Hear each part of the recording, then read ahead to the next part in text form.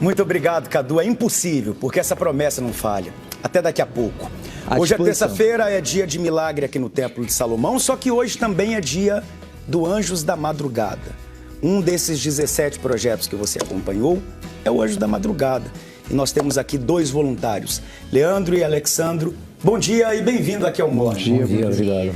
Eu gostaria que você falasse um pouco, Leandro, sobre esse trabalho. Você é voluntário há quanto tempo? Eu sou voluntário já há 5 anos já do trabalho e é um trabalho maravilhoso, né? Porque a gente leva uma palavra para essas pessoas e muitas das vezes o que eles querem? Ter alguém para conversar e muitas vezes um abraço. Começa por aí. Só que eu venho de uma vida toda bagunçada, onde eu não tinha paz, eu não conhecia nada. E também um dia um anjo chegou até mim para me falar como é que funcionava. Eu não acreditava, não tinha essa crença. E quando eu conheci esse trabalho, logo de cara que eu entrei na evangelização, eu comecei a conhecer todos os trabalhos que a igreja faz. Eu me identifiquei logo de cara com o anjo, porque eu falei, poxa, eu preciso passar o que eu já passei antes da minha vida para hoje, para essas pessoas que precisam de ajuda, que muitas vezes o que elas querem não é tanto o dinheiro, não é tanto uma comida, não, é uma palavra.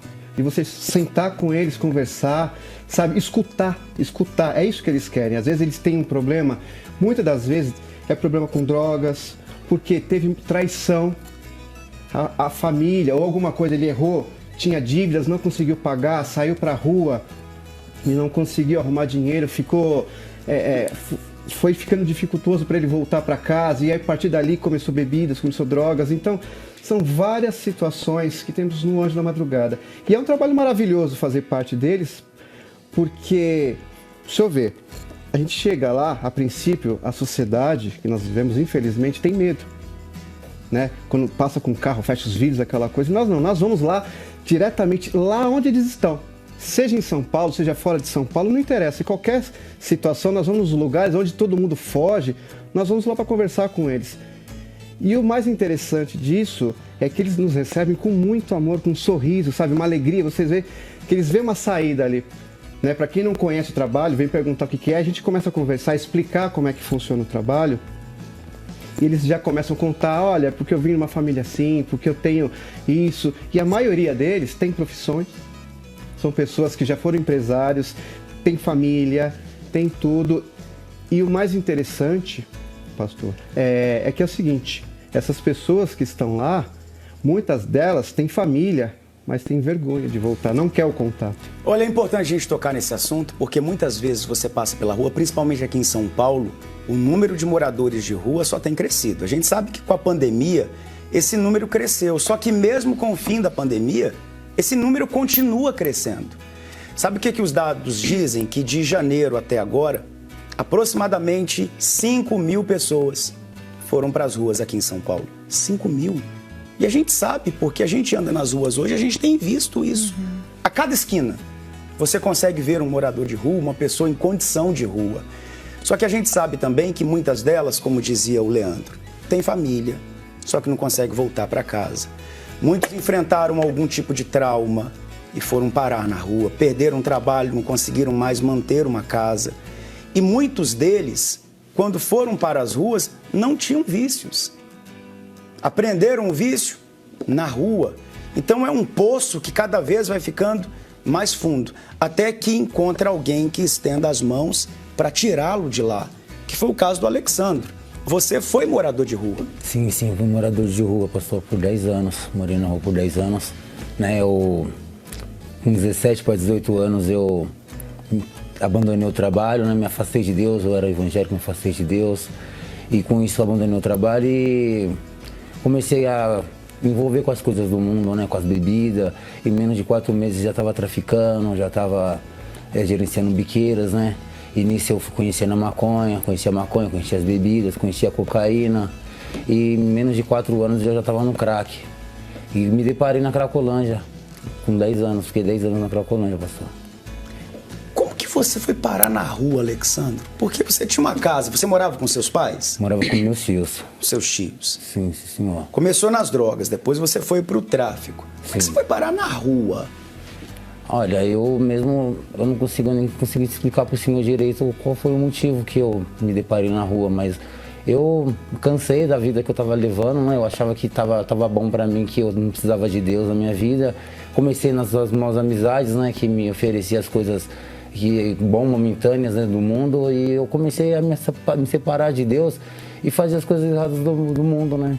Comecei a me envolver nas coisas. Quando eu me deparei, eu já estava no fundo, roubando a minha tia, roubando de casa para poder sustentar o meu vício. Com isso, o meu tio, eles viram que quando eu estava roubando, não tinha como estar ficando mais em casa. Então, eles me tiraram de casa, né? Não era o que eles queriam, né? Me tiraram de casa. Isso eu fui morar num parque. Nesse parque eu fui onde conheci a cocaína, conheci as drogas, onde eu conheci a mãe da minha filha, né? Que hoje ela ainda é usuária. Eu fui conhecendo a mãe da minha filha e fui parar na Cracolândia. A gente percebe, Amanda e Fabiola, que o vício, as drogas, acabam atingindo de forma direta também a família. Porque a família também sofre. Chega uma situação que a família já não sabe mais como lidar. Quando a gente vê a pessoa dizer assim, minha tia me colocou para fora de casa, meus pais me colocaram para fora de casa, é porque chegou a um ponto que a família já não sabia mais o que fazer. É uma situação muito difícil, né? A gente se coloca no lugar e imagina que realmente seus tios te amavam, sim, mas acho que você se tornou um perigo para dentro de casa. Você ficou agressivo também? Porque imagina como é que os tios vão lidar com a agressividade, sim, os pais, avós, né? Porque não é só o roubo, às vezes também o jovem torna-se outra pessoa, porque a cabeça vira por conta do desejo, da abstinência, enfim, daquela obstinação de ter dinheiro para conseguir comprar mais droga. Então aí vem a agressividade, então vira outra pessoa. Você se transformou assim a ponto de eles ficarem com medo de você? Olha, a ponto, acho que de querer agredir eles, assim, acho que eles nunca colocaram isso. Eu acho que eles não colocaram isso em mente, né? Mas assim, eu já não conseguia mais ficar em casa, já não conseguia mais obedecer, assim, a série que tinha que ser seguida. Minha tia, ela é uma pessoa evangélica também, né? Da igreja e tudo. E eu mesmo fui me deparando, e quando eu fui ver, eu também já não cabia mais ali dentro. Eu vi que eu não cabia mais ali dentro. Mas então, que regras eram essas tão difíceis assim de serem obedecidas? Nenhuma, na verdade. Difícil é morar na rua. É isso aí que acontece. Hoje a juventude ela está sendo levada por muitas ideologias, né? Que ela tem que ser livre, ela tem que ser quem ela quer, quem ela acha que tem que ser, né? Porque esse pessoal opressor, esses pais, professores, autoridades opressoras. Por que opressor? Cadê a regra difícil, né? Eu queria saber para o Alexandre, porque ele passou por isso. Que regra difícil é essa que você tem dentro da sua casa? Porque se é uma regra tão difícil assim, que te faz tão mal, você realmente teria essa condição de falar, não, meus pais estão me maltratando, eles me amarram, eles me prendem, eu sou uma pessoa aqui prisioneira. Às vezes a regra é só isso, você tem que ter hora para chegar em casa, você tem que ter hora para desligar esse celular, você tem que ter horas, tem que estudar, você tem que comer direito, coisa de pai e mãe. Essas regras, né? Não anda com fulano, não anda com Beltrano, porque não são boas companhias. E como é que esses pais avaliam minhas companhias? Ué, eles estão vendo que aquelas companhias estão te levando justamente a esse tipo de comportamento, ao roubo, a usar drogas. Então, você não consegue lembrar que regras eram essas que te faziam confrontar os seus tios? Não consigo. É disciplina. A gente imagina assim que é uma disciplina, né? Porque eles eram pessoas que conheciam a Deus, né? Os seus tios. Sim. Então eu imagino assim, uma pessoa que conhece a Deus tinha um princípio ali, né? Então aquela vida que você queria levar não era uma vida que nada, eles tinham, né? Que eles gostariam que você tivesse. Então, eu penso assim, a pessoa, ela fica tão sem graça, né? Não me cabe aqui, é o que o Alexandre falou, não me cabia mais aqui. Então, os tios queriam que ele fosse uma pessoa que ele não era. Então, ele pensou assim, eu estou preso aqui, eu quero mais é viver minha vida livre. Só que, de fato, é um engano, porque a prisão é essa vida aí. No vício, essa vida aí na rua, isso é estar preso, porque você ali, você estava sujeito àquelas drogas. Veja que as drogas é uma abstinência tão grande e o vício vai se cruzando, né? É o vício da bebida, daqui a pouco das drogas, aí vem a prostituição, aí conhece pessoas ali também do meio. Então, você se viu assim, eu quero fugir dessa prisão, mas você não sabia que a prisão, de fato, era essa vida que você vinha levando, né? Sim, era essa vida que eu vinha levando, que, eu não via mais saída. Eu fiquei perdido naquele mundo, eu achava que aquele mundo era o meu mundo, eu achava que não tinha mais solução para mim. E todos os dias eu me arrependia de tudo que acontecia, que eu fiz, né, na verdade, tudo que eu fiz. E foi isso. E a partir de que momento veio esse arrependimento? Porque de início eu imagino que você sentia, agora eu tô livre, agora eu faço o que eu bem entendo, ninguém vai mandar mais em mim. Mas em algum momento veio esse arrependimento? Ah, sim, quando depois de muitos anos, né, igual a senhora falou, não foi rápido, assim, mas foi depois de muitos anos que eu percebi que eu sentia a falta da minha família, de tudo que eles pediam para mim estar fazendo, que era por amor a mim, né? E que era pro seu bem, né? Era porque eu sentia a falta do amor deles por mim, da repreensão que eles me davam, que era pro meu bem, né? Quando eu me sentia com frio, com fome, comendo comida do lixo, né? Sem roupa, descalço. Então foi esse momento que eu... Eu queria até falar agora com você que é jovem e está acompanhando o programa, você está acompanhando a história do Alexandro. Ele teve uma boa criação, foi criado pelos tios. Os tios não deixavam faltar nada, mas como a Amanda colocou, ele se sentia preso na casa dos tios. E tem muito jovem que diz isso: meu pai me prende demais, minha mãe me prende demais. Mas o que te prende mesmo são os vícios. O que te prende mesmo é a rua. Ele ficou 10 anos morando na rua. O que você viu nas ruas, Alexandre? Ah, eu já vi de tudo. Eu vi pessoas morrendo na minha frente por comer, por coisas banais. Ah, eu já vi de tudo, viu, pastor? E você falou também que você conheceu uma pessoa morando na rua, se relacionou com ela e teve uma filha. Tive uma filha, sim, senhor. Que, assim, na verdade, ela usava cocaína e ela era pitilo, né? Pitilo então, é o quê? Cigarro com crack junto, misturado. Então, assim, eu não usava, né? Então eu me separava para poder usar cocaína, ela se separava para poder usar o pitilo, que é o crack, mesma coisa, né? Então eu me via que eu estava muito longe dela, então eu queria me aproximar mais dela. E com isso eu fui o quê? Vou começar a usar também. Foi nisso que eu comecei a usar o crack, né? No pitilo, antes de começar a fumar no cachimbo. E no decorrer do tempo eu tive uma filha. Ela falou que estava grávida, né? Ficou grávida, né? E nisso ela sai, a mãe dela veio buscar ela foi para outro estado. Foi onde ela teve a minha filha, né? Que depois que a minha filha fez 2 anos, ela voltou para cá, apresentou minha filha para mim. E ela trazia sempre, todo final de semana, para mim ver minha filha embaixo da ponte. Mas chegou um dia que ela falou que nunca mais ia trazer minha filha para mim poder ver ela. E na verdade, de fato, ela nunca mais tinha trazido mesmo. E eu também já não queria saber de nada mesmo, né, pastor? Então eu fui para Cracolândia, foi onde eu fui para Cracolândia, né? Com o tempo eu me deparei com ela lá na Cracolândia usando crack também, né? E fiquei sabendo que a minha filha, não sabia na verdade onde minha filha estava. Ela falava que estava com a tia dela, mas eu não sabia muito bem se era isso. E ela começou a usar crack também, eu via ela sempre direto. E você já tinha tentado sair dessa situação, Alexandre? Não, nunca tinha tentado sair. Eu sempre tinha dentro de mim que um dia eu ia parar, que um dia eu ia sair. Mas eu nunca tinha tentado, nunca... Não tinha força? Não tinha força, pastor. Nem pela sua filha? Nem pela minha filha, nem por ninguém, na verdade. É porque, assim, os dias vão passando, eu acredito que aquilo vai intensificando tanto dentro da pessoa que você pensava assim, essa vai ser minha vida? Tipo assim, o que vai acontecer? Será que eu nasci para viver isso o resto da vida? Sim. Vou morrer pensava aqui? assim? Sim, também. E já não acreditava mais que eu conseguia sair, né? E virou rotina. Todo dia eu dormia às vezes, né? Porque eu já cheguei a ficar 15 dias virado. Então, quando eu ia dormir, eu dormia já, tipo, no automático, eu me preparava dormindo no chão, já cheguei a ficar no meio, pessoas falaram pra mim que eu tava andando, dormindo, já cheguei a dormir no asfalto, assim, pessoas me carregar pra calçada. Então, minha vida era essa, era usar droga, ficar até o tempo que meu corpo aguentasse, depois eu dormia 2, 3 dias, me alimentava com doações, ou às vezes ficava com fome mesmo, né? E depois vinha a vontade de usar de novo. Mas sempre quando acabava vinha aquela vontade de querer parar, mas eu não tinha forças, porque virou rotina, tava no sangue, né? Ficou no sangue esse negócio. Daqui a pouco você vai entender como que essa história mudou. Como que hoje o Alexandro é uma outra pessoa. E você que tem perdido o seu familiar para as drogas, está perdendo seu filho. Já levou seu filho em clínica, não resolveu.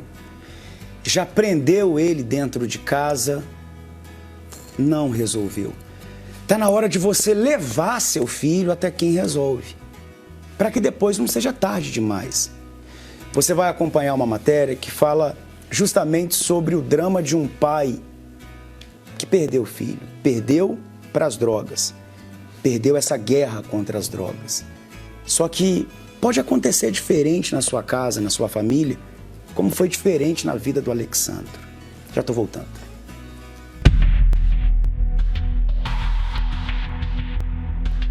Vinícius Guimarães é pai de Tiago, um jovem que, aos 30 anos, foi assassinado por causa de uma dívida de drogas. O pai, que viu o filho começar o vício aos 14 anos, acompanhou de perto a destruição de Tiago, que começou pela maconha e terminou no crack. A dependência química transformou Tiago. Para sustentar o vício, ele passou a roubar, chegou a ser preso e intimidou a família. Ele tentou me matar, né? Foi uma confusão muito grande. Então a gente começa a ter medo do próprio filho. E daí é complicado, sabe, cara?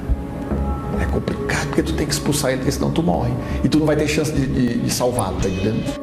O pai, de fato, expulsou o filho. Tiago virou morador de rua até ir morar com a namorada, com quem teve 2 filhos. Mas essa família também foi destruída pelo vício.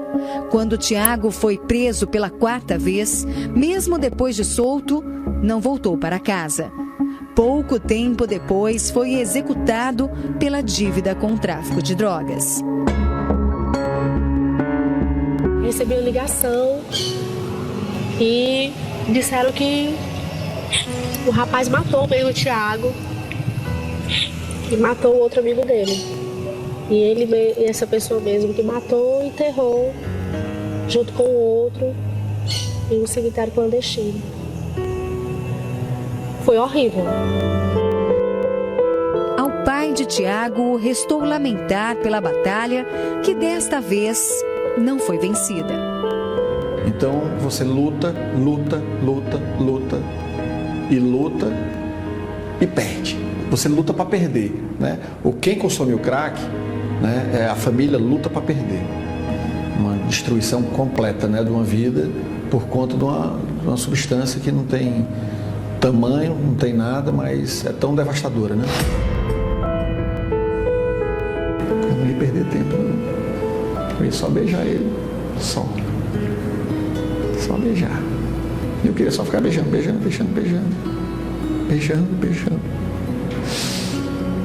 Era isso que eu queria. É muito triste, mas infelizmente é uma dura realidade. Onde chega o vício, chega a destruição. Onde o vício chega, quebra a estrutura familiar e a gente vê que a tristeza, a decepção, a frustração se instala naquela casa. Mas o que você está acompanhando aqui é uma batalha que foi vencida. Leandro, você tem feito esse trabalho do Anjos da Madrugada, inclusive vai ser feito hoje. Daqui a pouco a gente vai falar sobre como vai ser feito o trabalho hoje. E se você quiser participar também, você pode, inclusive, ajudar. Alexandro, quando foi que você conseguiu sair da rua? Então, pastor, quando me deparei aqui no hospital, né? Tive tuberculose, me deparei no hospital vomitando muito sangue, fiquei respirando aparelho por 2 meses. E ali naquele hospital eu falei com o Senhor Jesus. Eu vi um filme da minha história, consegui parar para poder raciocinar tudo o que estava passando. E ali eu falei com Deus. Eu falei, Deus, se o Senhor me ajudar a sair dessa situação que eu estava com medo de morrer, né, pastor? Então, eu entrego a minha vida para o Senhor. Eu sigo o seu caminho. E ali o Senhor Jesus, eu creio que ele viu a sinceridade das minhas palavras. E eu fui melhorando, saí da intubação, né, para respirar por aparelho. Pôs o meu entendimento. E eu fui parar no albergue, né? Fui parar no albergue. E nisso no albergue lá como é que foi? Eu fiquei no albergue e estava tendo um trabalho da Igreja Universal atrás. E nisso eu estava num container que era só para quem tinha tuberculose, né? Então eu não podia sair. Isolado? Isolado, sim, isolado. Não podia sair. Mas aí eu escutei a música. Aí eu falei, tá tendo uma reunião ali e tal. E também me lembrei do que eu tinha falado com o Senhor Jesus, né? Então eu creio que foi tudo Deus se encaixando, né? Que me levou no Albergue, foi tudo Deus se encaixando isso. E eu falei, eu vou pedir autorização pra gerente, a Perla, né? Ver se ela me deixa sair com a máscara, tudo, pra eu poder participar dessa reunião. E eles autorizaram. Eu nem sabia que o Anjo da Madrugada fazia trabalho lá, né? Que eles iam lá. Porque era fechado, então eu não conseguia ver, mas eles também chamavam lá dentro, mas eu não pude ver. Mas eles autorizou eu sair, né? Enfim. E eu fui lá, sentei, fui recebido muito bem, né? Isso foi onde? Debaixo do viaduto do Glicério? Sim, senhor.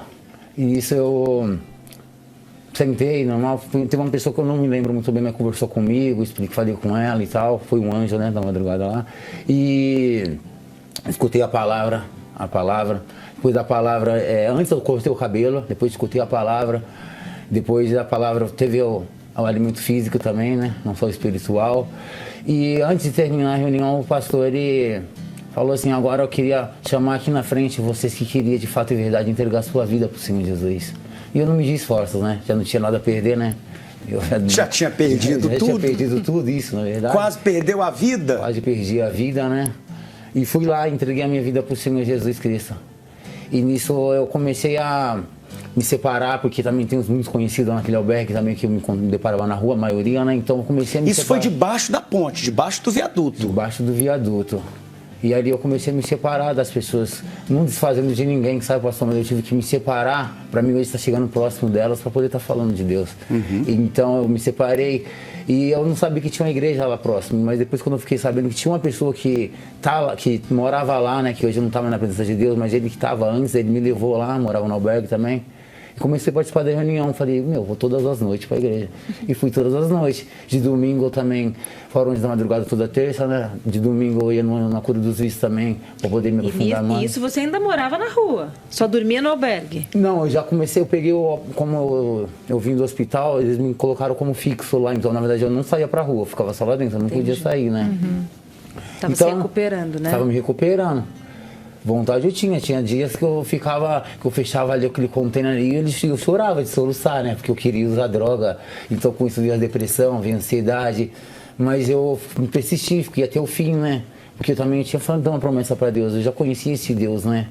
E assim, eu comecei a participar todas as noites para ir para a igreja, toda noite eu estava indo participar das reuniões e manifestando a minha fé, Deus foi tirando esse peso que era um fardo para mim, que eu achava que eu não conseguia mais sair. Deus ele foi tirando, ele tirou e quando eu me deparei eu estava livre das drogas. Como é que você está hoje, Leandro? Hoje eu estou uma bênção, hoje é uma maravilha, né? Hoje eu faço parte também do trabalho evangelístico, né? Eu tinha, igual eu falei para você, da minha filha, hoje eu vejo a minha filha, encontrei a minha filha, a minha tia que eu roubava ela, né? Hoje são meus melhores amigos, né? Hoje é uma paz que eu tenho aqui dentro de mim, recebi o Espírito Santo, né, pastor? E hoje é... Sua filha está com que idade? Minha filha está com 7 anos.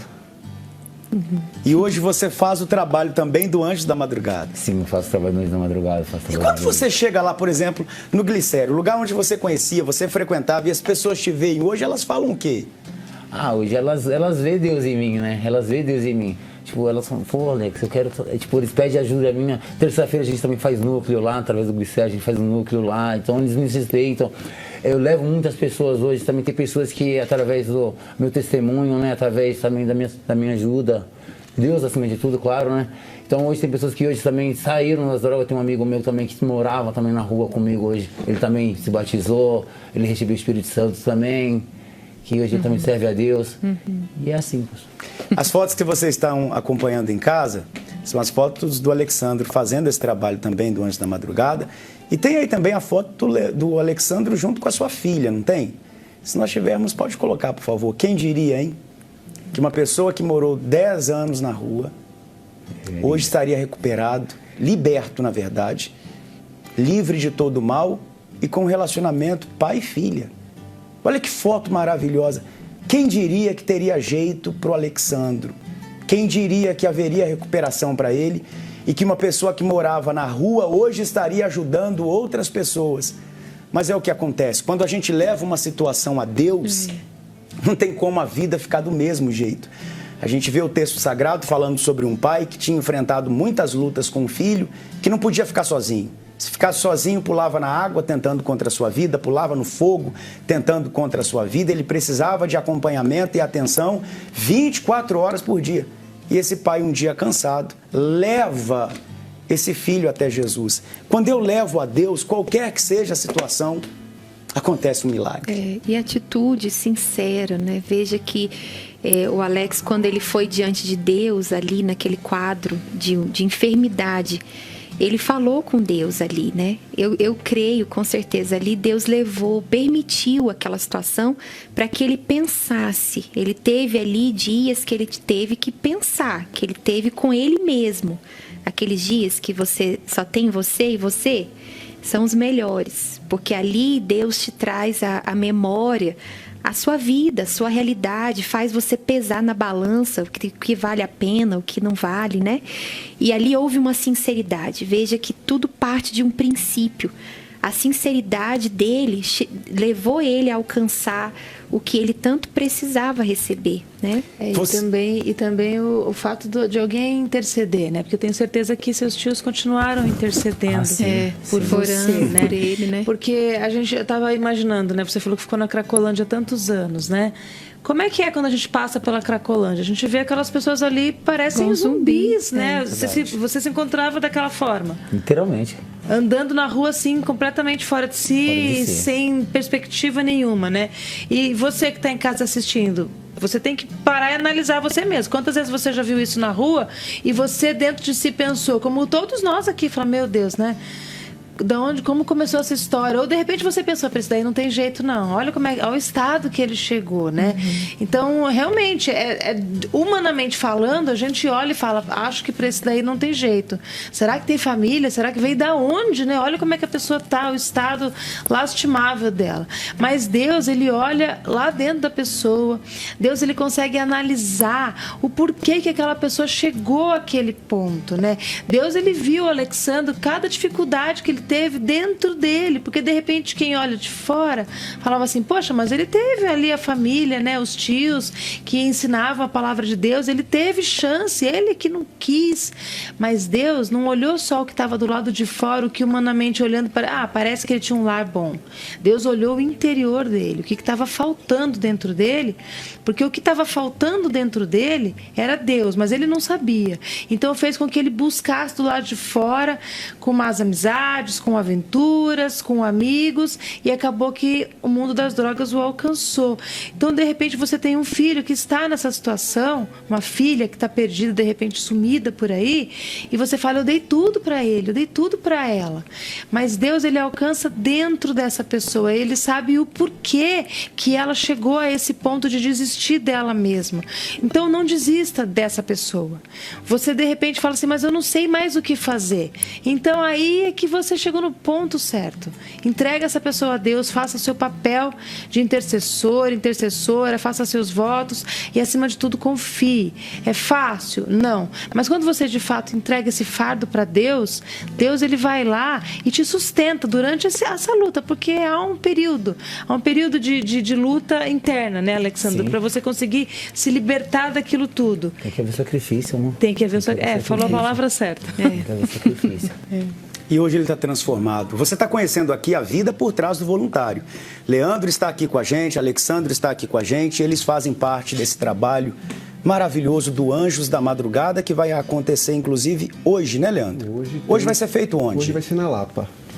O atendimento completo, então nós temos lá... Quando você diz atendimento completo, é o quê? É tudo, na verdade, né? Até para as pessoas conhecerem, nós, primeiro, damos roupa para eles, banho quente, temos a carretinha do banho, né? Então, essa carretinha vai na rua onde eles estão? Vai na rua, nós vamos até lá, leva até lá, então a gente dá banho para eles, corta o cabelo, atendimento jurídico, precisar tirar documento, alguma coisa, a gente faz tudo isso, passa uma palavra para eles, o que eles precisarem, dá um alimento também, uma comida maravilhosa que a gente leva, tem suquinho, tem inclusive, tudo completo. E ainda não tem curativo também, né, para quem tiver algum problema. E para encerrar, claro, uma palavra muito forte, aí dá kit de higiene também. Kit de higiene. Completo. Atendimento completo. E você pode ajudar também nesse trabalho. Se você diz assim, como que eu posso contribuir? Eu posso ir junto com vocês? Pode. Se você quiser, nos procure aqui no Templo de Salomão. Você pode ser também um voluntário, ajudar hoje quem vive em condição de rua. E você pode ajudar também trazendo material de higiene pessoal, você pode ajudar fazendo seu Pix social. Se nós tivermos as telas, pode colocar, por favor. Você pode fazer uma doação agora e essa doação será destinada a esse trabalho. Se você diz assim, eu quero ajudar, social@universal.org. E esse trabalho vai alcançar pessoas que hoje estão como Alexandro estava. Olha, toda ajuda é bem-vinda.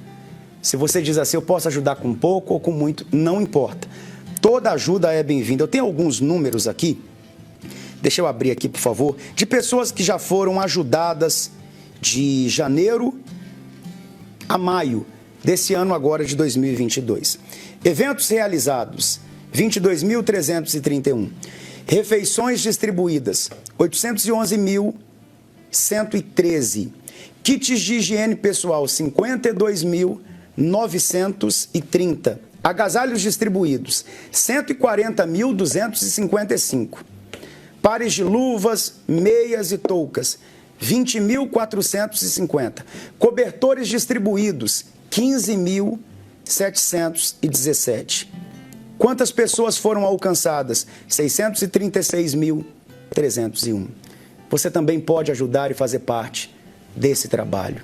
Gente, muito obrigado pela participação de vocês, Leandro, Alexandro, e que vocês continuem estendendo as mãos para as pessoas que foram abandonadas por tudo e por todos, mas saibam que elas não foram abandonadas por esse trabalho do Anjos da Madrugada. Eu que agradeço e que bom, né, poder falar um pouco do nosso trabalho, né, dos Anjos da Madrugada, o quanto é importante para essas pessoas. Muito obrigado, gente. E você que está em casa e tem um filho que está vivendo hoje nessa situação, como a Fabiola disse, filho que saiu de casa e muitas vezes saiu revoltado e a senhora diz assim, mas eu dei tudo para ele. Você pode agora levar o seu filho a Deus. Já tentou levar na clínica, não resolveu. Já tentou fazer tratamento, também não resolveu. Vamos levar quem resolve. Esse domingo agora será o domingo do Mestre te trouxe o meu filho. Um pai desesperado, já não sabendo mais o que fazer, levou o filho até Jesus. Levou um filho que dava muito problema para a família, mas ele não voltou com um filho do mesmo jeito para casa, porque aquele filho foi curado. Nesse domingo, você pode trazer o seu filho a Deus. Aqui no Templo de Salomão, 7 horas da manhã, 9h30 da manhã e às 18 horas. Se você diz assim, é muito difícil convencê-lo para vir. Pai tem sempre um jeitinho para lidar com o filho. Mãe, então, nem se fala. Use o seu argumento, mãe. Fala para o seu filho que ele vai receber uma oração de proteção. Seu filho anda por tantos caminhos perigosos. Fala para ele, vamos comigo, meu filho. Para que Deus te guarde, Deus te proteja, Deus te livre. E se de tudo você não conseguir trazer o seu filho, você pode trazer uma fotografia dele. Tem jeito para o seu familiar, mas tem um detalhe. Tem que ter alguém para levá-lo até Deus. Em muitos casos, ele não vai sozinho. Ele está na rua, ele está mergulhado na droga. Então tem que ter alguém para pegar e levar. E esse alguém pode ser você. Seja mãe, seja pai. E se você diz assim, não é um filho que eu tenho nessa situação, é um outro familiar, traga esse familiar. Vamos agora direto à Rede Aleluia com o Bispo Renato Cardoso e daqui a pouco o Morning Show está de volta. De agora, na Rede Aleluia, programa Inteligência e Fé, com